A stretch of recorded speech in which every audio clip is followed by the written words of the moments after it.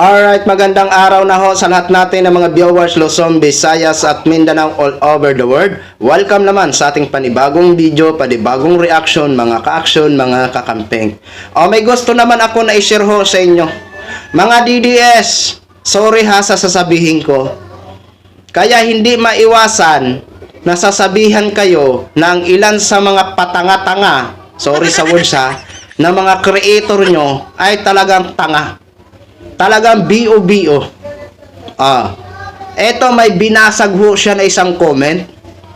Pero sa kanyang pagbasag, siya ang nagmukhang syunga-syunga. Siya ang nagmukhang BO-BO. Oo. Nagbigay na nga siya ng sample na 10 legacy daw ni Digonggong. Aba, paano matawag na legacy? Ito ho, para lubos nyo maunawaan, panoorin at pakinggan ho muna natin ito. So ito na, sagutin natin yung basher na nagsasabing bukod sa war on drugs, ano daw ba talagang nagawa ng Duterte? Legacy. Okay. Magbibigay ako 10. Easy. Approving passport, 14 years. Driver license, 14 years. Pre-tuition of all public university. 150 million cash assistance of PGH. Renovation ng airport. Nagmula tayo sa pang-10 pinaka-worst na airport, nagiging competent tayo, nagiging pang-10 tayo sa pinaka-improve na airport. Renovation of Manila Bay. Renovation of Boracay, kasama na doon yung pinamigay niyang lupa doon sa mga kababayan nating ati. Okay? Pang-8, Cordova Bridge of Cebu. Pang-9, renovation of airport in Ormoc.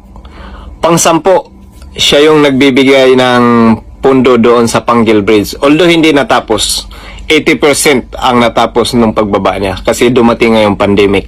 Pero ito lang masasabi ko. Ikaw na nagsasabi, nakikita mo ba yung mga sinasabi ko? Di ba hindi? Bakit? Kasi wala na ho siya. Hindi na siya yung nakaupo. Sa mga Pilipino dyan na ang bilis makalimot, yung mga sinasabi ko, kahit i-search ninyo yan, or magtanong kayo kasi lahat yan may ebidensya. Nangyayari yan sa time ni Duterte. Bukod sa war on drugs, marami pa akong hindi sinali dyan. Di ba? Parang ano lang, parang syunga-syunga lang mga ka-action, mga kakampeng. Sa palagay nyo ba, legacy ba ang kanyang mga sinasabi? Alam nyo, una-una, yung sinasabi nyo na 14 years passport, 14 years driver's license, at libreng kolehiyo sa mga college. Mali. Sa totoo lang, 10 years lang po yan. 10 years lang po yan. Ha? At take note, hindi po yan legacy ni Digong. Pumirma lang ho si Digong. Yang passport na yan, yung driver's license na yan, Grace po at Cynthia Villar ang mga co-author niyan. Di ba? At yung libreng kolehiyo, ha? Aquino ho yan. Ha? Bam Aquino. Si Digong lang ang pumirma. Paano mo masabi na legacy yan? Yung yung sinasabi mong renovation, hindi legacy yan. Hindi legacy yan ni Digong yan. Di ba? Paano nyo nasabi? Hindi mo ba naisip? Ikaw na mismo may sabi, renovation. O paano masabi mo na legacy ni Digong? Di ba? Maaari yung sinasabi mong Cordova Bridge. Alam nyo sa totoo, bibigyan kita ng example ha. Masasabi mo lang kung legacy ni Digong. Example ito, ha, para hindi na tayo lumayo. Katulad ho yan ng bagong bridge dyan sa EDSA sa may Kamuning ni Mr. President Bongbong Marcos, yung naging kapalit ng Mount Kamuning. Kay Mr. President Bongbong Marcos po nagsimula ang nasabing proyekto at natapos din ang proyekto na yan ay sa administrasyon niya pa rin. Yan po ay masasabi natin na legacy ni Mr. President Bongbong Marcos. Dahil nagsimula sa kanya ang proyekto, natapos ang proyekto sa kanya pa rin administrasyon. Yan ang sinasabi kong legacy.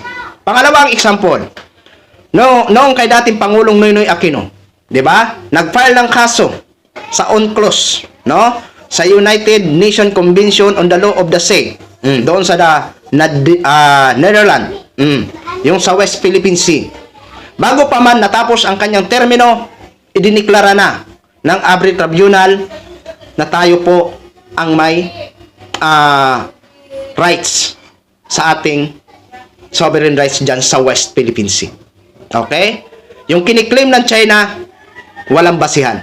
For sure, tayo po ang nanalo sa nasabing kaso. Yan po ay legacy din.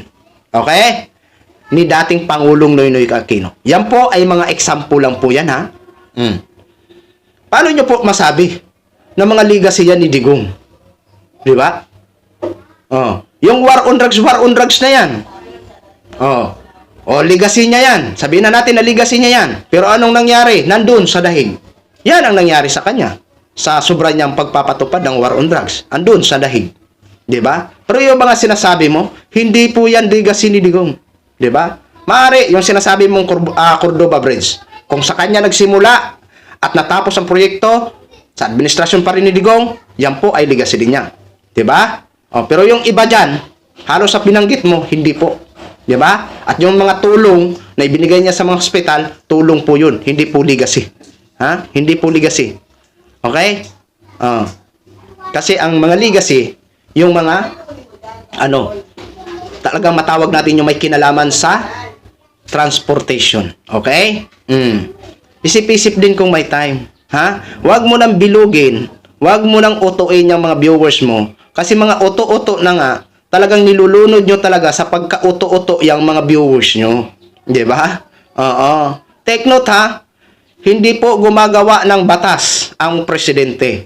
Kongreso at Senado lang ang gumagawa ng batas. Kaya hindi mo masabi na legacy yan ni Digong. Yung sinasabi mong 14 years passport, 10 years driver's license, libreng kolehiyo, hindi po. Ha? Ang nagsabatas niyan ay ang mga senador. Okay? Pumirma lang si Digong. Okay? Yung naging papel niya lang, perma. Okay? Nagkataon lang na panahon niya, siya na ang pumirma. Kasi siya ang nakaupo. Okay? Pero hindi po yan legacy ni Digong. Ha? Bawas-bawasan po ang ating pagkasyunga-syunga. Gamit-gamitin naman po ang ating isipan paminsan-minsan. Okay?